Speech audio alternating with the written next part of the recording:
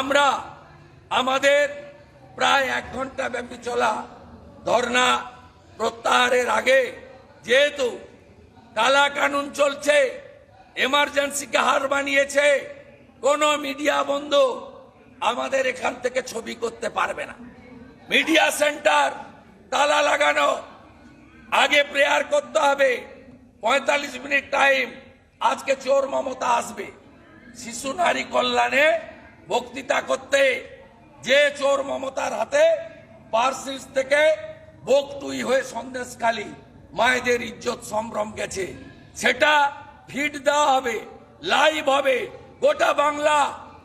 ওই ফিডে মমতার বক্তৃতার নিচে লিখতে থাকুন, চোর Mamata, no vote to Mamata, ধর্ষণকারী মমতা, শাহজাহানের পরমাত্মীয় মমতা।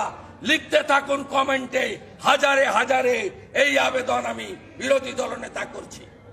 আমরা এখান থেকে 12টা 15-তে আমরা বিধায়করা শুরু করব। আমরা আজকে 5-এর নিচে যাব।